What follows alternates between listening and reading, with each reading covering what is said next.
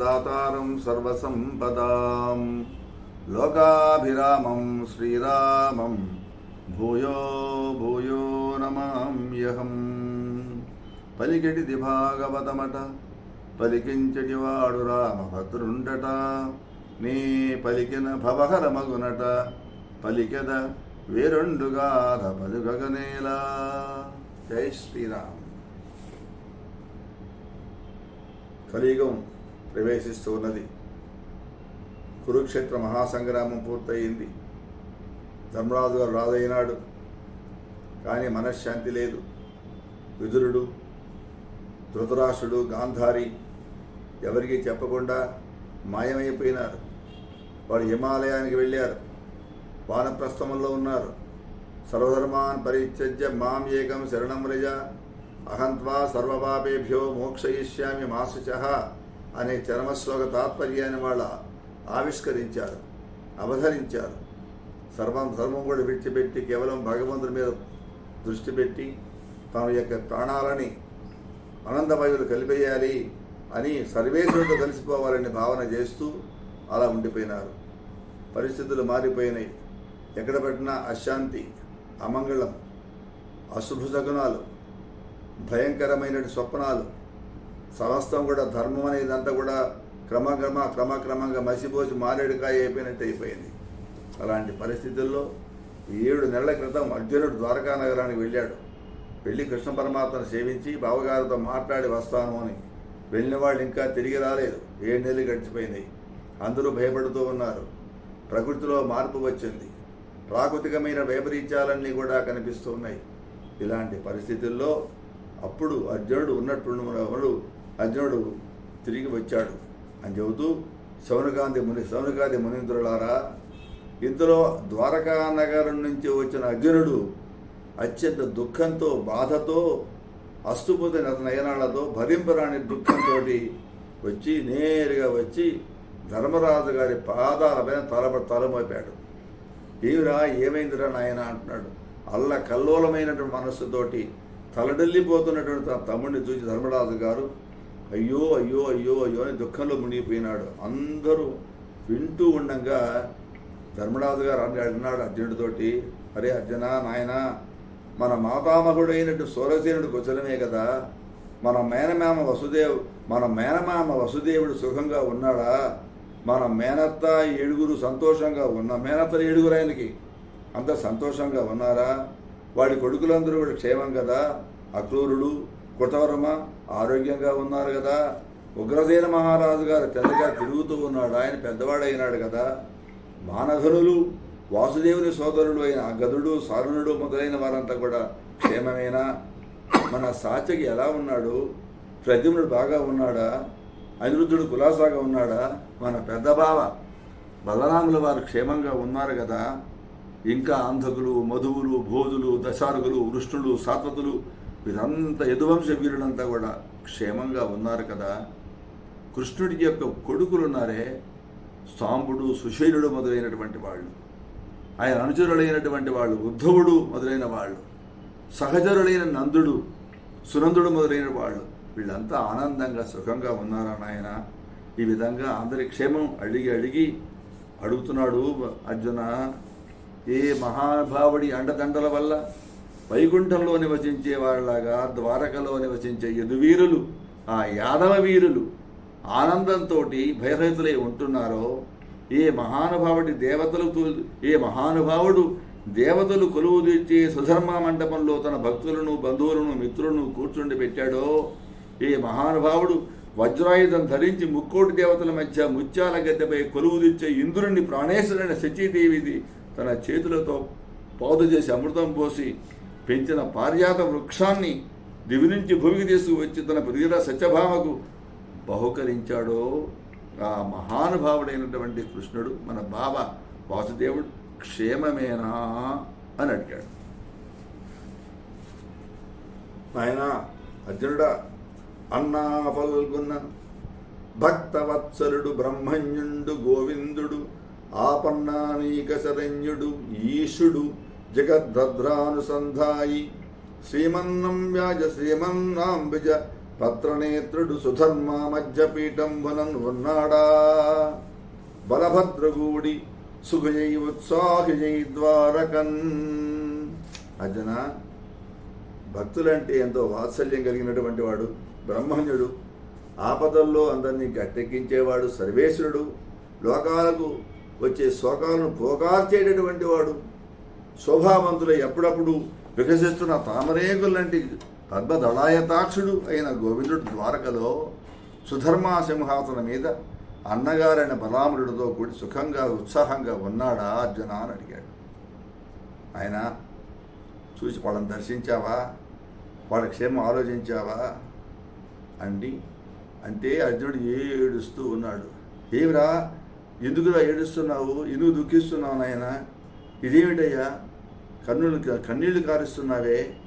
పూర్వం భయంకరారణ్యంలో పంది కోసం ఫారాక్షునితో పోరాటం సాగించినప్పుడు కానీ, సర్వసన్నాహాలతో పోయి కాలకేయులు కథనరంగంలో చీల్చి చెండాడేటప్పుడు కానీ, వైభవం కోల్పోయి గౌరవం పడిపోయిన కౌరవేంద్రుణ్ణి విడిపించడం కోసం గంధర్వుడితో కయ్యాన్ని తలబడినప్పుడు కానీ నీ కంట నీరు లేదే, కన్నీళ్లు కార్చలేదే? ఏమిరా, ఇప్పుడు ఏమి కష్టం వచ్చింది? ముందు ఈ మాట చెప్పు. కృష్ణుడు క్షేమంగా ఉన్నాడా అన్నాడు. మాట్లాడేవిరా అంటే ఆయన నిజం చెప్పు, పగవాళ్లతో పోరాడి ఓడిపోలేదు కదా, సత్పురుషులను చూడలేదు కదా, పరాయి స్త్రీలను చూడలేదు కదా, శత్రు వీరుల మధ్య అభిమానాన్ని విడలేదు కదా, అన్నమాట తప్పలేదు కదా, దొంగ సాక్ష్యం చెప్పలేదు కదా, ఇతరులకు మేలు చేసి తిరిగి శరణార్థుల మీద, బ్రాహ్మణుల మీద, గోవుల మీద, రోగుల మీద, స్త్రీల మీద పొరపాటున బాణాలు కొప్పలేదు కదా. ఏమైందిరా, ఏం జరిగింది అనగానే ఆ అర్జునుడు తన అరచేతులతోటి కన్నీళ్ళు తుడుచుకుంటూ పెద్దగా ఈ దుఃఖం ఏడుస్తూ పెద్ద పెన్నిసిని పోగొట్టుకున్నటువంటి వాళ్ళలాగా వేడి వేడి నిట్టూరు పుట్టిస్తూ అన్నగారితో అంటున్నాడు, అన్నా మనసారథి. పెద్ద పద్యం, అందరికీ ప్రసిద్ధమైన పద్యం. మనసారథి మనసజీవుడు మనవీయము మనసఖుండు మన బాంధవుడు మన విభుడు గురుడు దేవర మనలను దిగనాడిత నిజమనుజాధీశ. చూడండి అన్నా, ఏమని చెప్పేది? మహారాజా, మన సారథి, మన మంత్రి, మన వియ్యంకుడు, మన మిత్రుడు, మనకు ఆత్మబంధువు, అంతేకాదు మనకు గురువు, మనకు దేవుడు, మన వాసుదేవుడు కృష్ణుడు మనల్ని విడిచిపెట్టి మరో లోకానికి వెళ్ళిపోయాడు అని భోరుమని ఏడ్చాడు అర్జునుడు. శత్రురాజులంతా కూడా కళ్ళప్పగించి చూస్తూ ఉండగా ఆకాశాన తిరిగే మత్స్యయంత్రాన్ని గురిపెట్టి కొట్టి పాంచాలరాజ పుత్రుని పరిణయమాడింది. నీకు తెలియదా అన్న, ఆ కరుణామయ కటాక్షం వల్లనే కదా జరిగింది. గండడై అమరజము సమూహంతో అఖండులుడు ఎదురు నిలిచి గెలిచినా సరే ఖాండవనాన్ని అగ్నిదేవునికి అర్పించి గాంధీవం సంపాదించుకున్నానే ఆ చక్రధరుని సెలవు వల్లనే కదా అన్న. నానా దిశల్లోని నరనాథులను సమరంలో జయించి అశేష ధనరాశులను కైవసం చేసుకున్నది, మయసభను అందుకున్నది, రాజసూయ మహాయాగం నిర్వర్తించింది. నిజానికి ఆ వాసుదేవుడు మనకు అండగా ఉన్నందువల్లనే కదా అన్నా అని పెద్దగా ఏడుస్తూ ఆయన ఆనాటి మహాసభలో క్రూరులైన కౌరవులంతా కూడా మన ద్రౌపది చీర విప్పేటప్పుడు నా వల్లభులు నన్ను విపేక్షించారు, ఇక నన్నే నీవు రక్షించాలి అని పాంచాలి ఎంతో సిగ్గుతో ప్రార్థిస్తే చీరలిచ్చి కారుణ్యంతో కాపాడినటువంటి వాడు మన కృష్ణ పరమాత్మ, మన బాబాగైనటువంటి కృష్ణుడు కదా అని పెద్దగా ఏడుస్తూ అన్నాడు. అట్లా ఉంటే మా భీష్మ ద్రోణాది మహాయోధులతో కూడిన సురుక్షేత్ర మహాసంగ్రామంలో నాకు సారథ్యం చేస్తూ రథం నొగలపై కూర్చొని నా బాణ పరంపళ్ళు నా మీద పడకుండా తన చూపులతో శత్రువుల శక్తిని, ఉత్సాహాన్ని, వాళ్ళ ఆయుర్దాయాన్ని, తదేక దీక్షను అపహరించి నాకు విజయాన్ని, అమితానందాన్ని అందించినటువంటి విజయసారథి మన బావే కదా మహారాజా, ఎంతటి పరిస్థితి జరిగిపోయింది అని ఎంత దిగులు పడుతూ జ్ఞాపకం చేసుకుంటున్నాడు. చెలికాడరమ్మని చీరు నన్నొకవేళ మన్నించునొకవేళ మరది జనుచు బంధుభావం పునపాటించునొకవేళ దాతయ్యొకవేళ తనములిచ్చు మంత్రియొకవేళ మంత్రమాదేశించు బోధియొకవేళ బుద్ధి చెప్పు సారజ్యమనరించు చరణిచ్చియొకవేళ క్రీడించునొకవేళ గేలిసేయు ఒక్క శయ్యాసనంబున ఉండు కన్న తండ్రి కైవడి చేసిన తప్పుగాచు హస్తములు బట్టి పొత్తున నారగించు మనుజ వల్లభ మాధవ మరవరాదు. అన్న ఆ వాసుదేవుడికి నేనంటే ఎంత ప్రేమ. ఒక్కోసారి ఒరే చెలికాడా రారా అని పిలిచేవాడు. ఒక మాట ముద్దుల మనది అని ముద్దు చేసేవాడు. ఒకసారి ఆత్మబంధువై ఆదరించేవాడు. ఒక్కోసారి ఔదార్యంతో రకరకాల ధనాలన్నీ కూడా నాకు బహుకరించేవాడు. ఒక్కోసారి మంత్రిగా హితోపదేశం చేసేవాడు. ఒక మాట కరువై, ఒక మాట గురువై కర్తవ్యాన్ని బోధించేవాడు. మరొకసారి సారథిగా చనువు చూపేవాడు.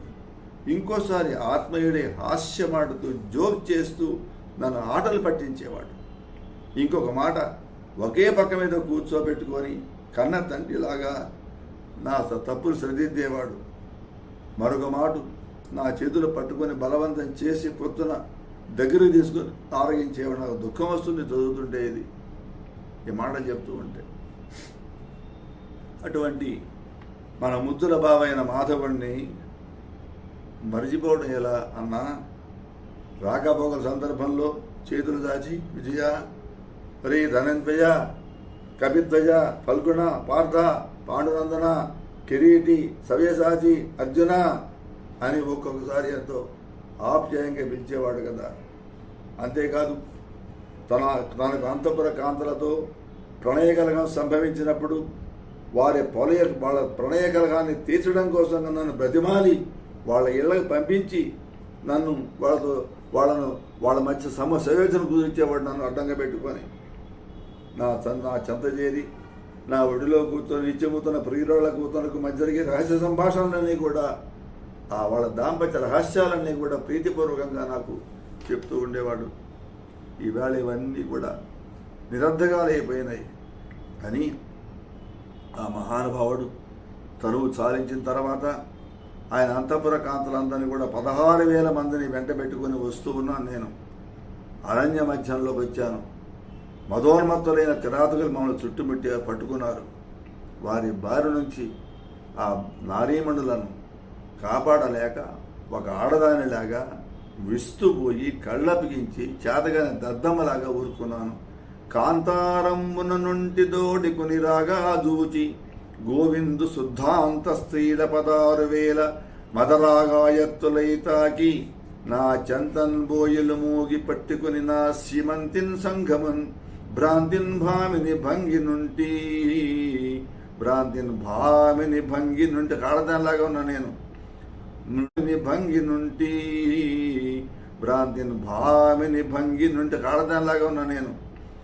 నుండి విడిపింపలేక ధాత్రీశ్వర వాడిని తప్పించలేకపోయినా నేను. ఒక ఆడంగుల వాడిని అయిపోయినా. నీ పరాక్రమం తేడిపోయిందో అన్న. ఆ శ్రీహరి లేకపోయినందువల్ల ఆ రథం పైన ఉన్న నేను కానీ, ఆ గుర్రాలు కానీ, ఆ బిల్లు కానీ, శత్రు సంహారకారకాలైన శరసమూహాలు కానీ అన్నీ బూడిదలో పోసిన నెయ్యిలాగా, మాయావి ఎందు ప్రయోజన మాయలాగా, ఓషర క్షేత్రంలో వచ్చిన విత్తనాల్లాగా క్షణక్షాయనంలో నిరుపయోగమైపోయినాయి అన్నాడండి. అంటే కృష్ణ పరమాత్మ తనువు చాలించిన తర్వాత సృష్టి అంతా మారిపోయింది. కలియుగం ప్రవేశించింది. అర్జునుడు లాంటి వాడు చేతగాన దద్దముగా అయిపోయినాడు. ఇటువంటి బలవంతులైన వాళ్ళకి, బలహీనులైన వాళ్ళకి నడుమ పగలు కల్పించి పరస్పర సంహారం చేయించి భూభారాన్ని తీర్చిన అచ్యుతుడు, అప్రమేయుడు, అఖిలేశ్వరుడైన కృష్ణ పరమాత్మ వచ్చిన కార్యం పూర్తి చేసుకొని నిబ్బరంగా నిశ్చలంగా వెళ్ళిపోయాడు. ఇంకా ఏమి చెప్పేది అన్నా అని పెద్దగా ఏడుస్తూ ఉన్నాడు అర్జునుడు అన్నగారితోటి. జై శ్రీరామ్.